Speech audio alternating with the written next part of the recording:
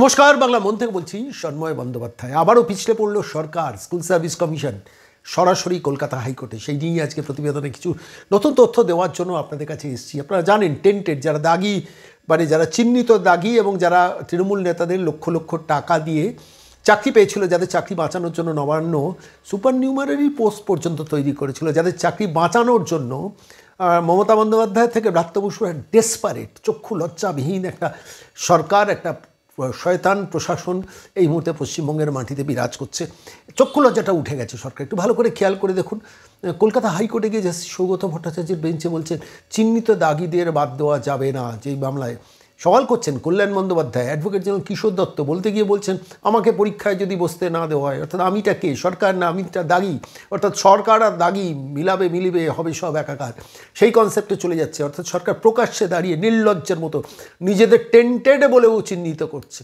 এটাই তো আসল ঘটনা, বাস্তবটা। কিশোর দত্তকে আমি ধন্যবাদ জানিয়েছি আগে, আরেকবারও ধন্যবাদ জানাবো যে সরকারটাই যে দাগি সেটা শেষ পর্যন্ত জাস্টিস সৌগত ভট্টাচার্য বেঞ্চে সওয়াল করেছিলেন দাগিদের জন্য, কিন্তু শেষ পর্যন্ত সেটা মান্যতা দেননি সৌগত ভট্টাচার্য।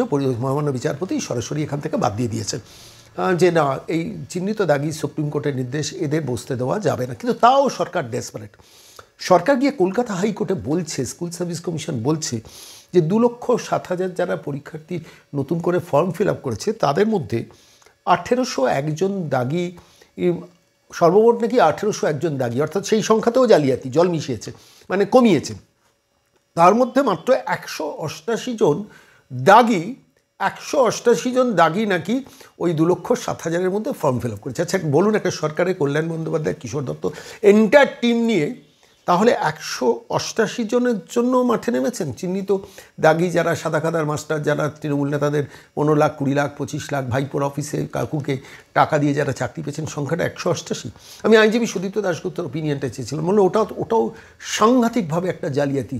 আদৌ 188 নয়, আদৌ 1801 টোটাল জালি নয়, অনেক বেশি জালিয়াতি আছে।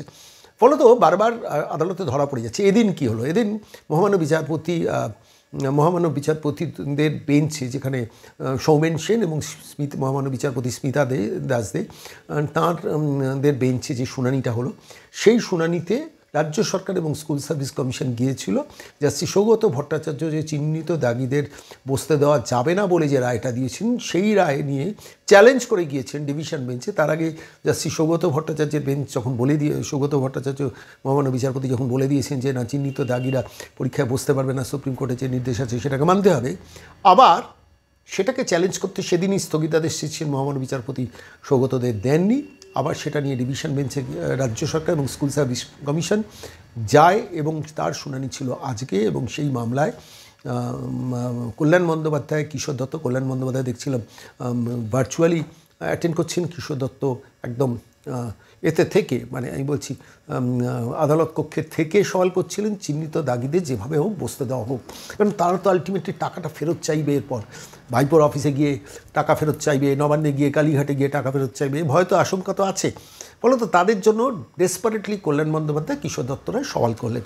কিন্তু কী হলো রায় যেটা হলো সেটা শুনবেন। আইনজীবী সুদীপ্ত দাশগুপ্ত বলেছেন, ব্যাখ্যা করেছেন পরিষ্কার। রায় যেটা হলো সে রায়টা হচ্ছে এই যে না, চিহ্নিত দাগিরা পরীক্ষায় বসতে পারবে না as per the stricture of supreme court and as decided in the single bench.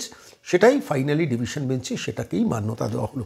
আমি আজকে এই পর্বে আরও একটা কথা আইনজীবী সুদীপ্ত দাশগুপ্তর কাছে জানতে চাইলাম যে আপনারা কলকাতা হাইকোর্টে আপনারা আইনজীবী হিসেবে আরও একটা মামলা করেছেন, যে মামলায় এজ রিল্যাক্সেশন, সেটা কি হলো? যে 2016 সালে যারা পরীক্ষা দিয়েছিল তাদের এজ রিল্যাক্সেশন হবে না কেন? তাদের তো এজ রিল্যাক্সেশন দেওয়ার কথা সুপ্রিম কোর্টের নির্দেশ মোতাবেক। তো সুদীপ্তবাবু বলেন যে সেটা শুনানি কিন্তু সোমবার কলকাতা হাইকোর্টের ডিভিশন বেঞ্চে সেটা শুনানি হবে, এবং সুপ্রিম কোর্টেও তার কন্টেম্প্ট অ্যাপ্লিকেশন আছে। আদালত সুপ্রিম কোর্টের কথা স্কুল সার্ভিস কমিশন মানেনি, ফলে আদালত অবমাননার মামলা 14 তারিখ সুপ্রিম কোর্ট খুলছে, তারপরেই সেখানেও শুনানি হবে। খুব ইন্টারেস্টিং একটা জায়গায় গিয়ে পৌঁছলো সমস্ত বিষয়টা। আমার কাছে মনে হচ্ছে একটা সরকার বারবার মুখ পুড়ছে, বারবার বেলতলা যায়, মাথায় বেল পড়ে, আবার যায় আবার হারে, আবার যায় আবার হারে, আবার যায় আবার হারে, এবং লক্ষ লক্ষ না কোটি কোটি টাকা আইনজীবীদের ফিস বাবদ মেটাচ্ছে একটা সরকার।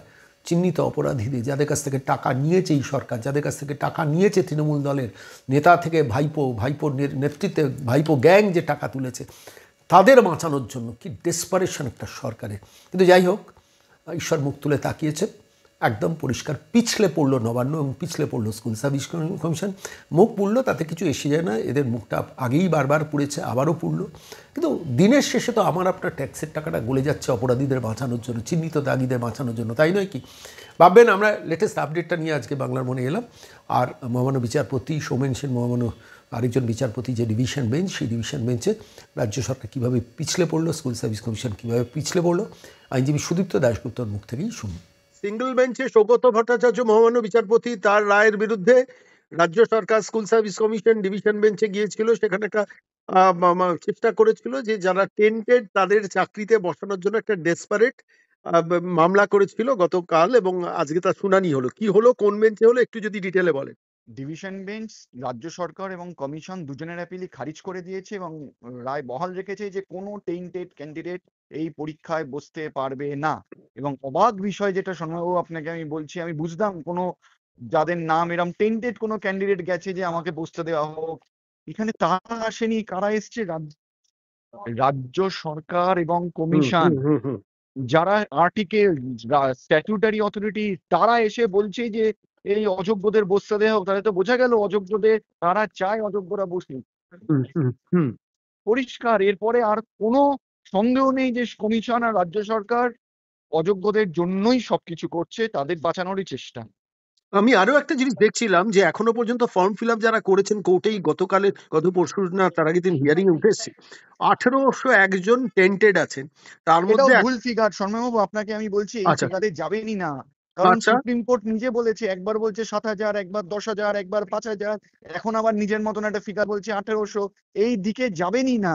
এই ও পুরোটাই দেখুন, টেন্টেড আনটেন্টেড কোথায় নির্ধারণ হয়েছে? আপনি যদি বলেন যে ওই তো ডিআই স্কুলের লিস্ট পাঠিয়েছে, ওই লিস্টেও গন্ডগোল আছে, ওই লিস্টেও জল মেশানো। হ্যাঁ, সেটা তো এত জানি। অব্দি গেছে, এবার কিছুদিন অপেক্ষা করুন। হুম, সুপ্রিম কোর্টের কন্টেম্পটা কি হুম। হয় শুধু অপেক্ষা করুন। আরেকটা কথা আমি শেষকালে প্রশ্নটা করবো, সেটা হচ্ছে অসংখ্য অসংখ্য ছাত্রছাত্রী যারা 2016 সালে পরীক্ষা দিয়েছেন কিন্তু এই জালিয়াতির জন্য অনেকেরই হয়তো হয়নি, তারা বারবার প্রশ্ন করছেন এজ রিল্যাক্সেশনের ব্যাপারটা কি ওটা কোনো ওই সংক্রান্ত মামলাটা সোমবারের শুনানি হবে কোন বেঞ্চে, এই ডিভিশন বেঞ্চে। মানে জাস্টিস সৌমেন সেনের বেঞ্চে ওই হ্যাঁ, সংক্রান্ত হ্যাঁ। শুনানিটা হবে।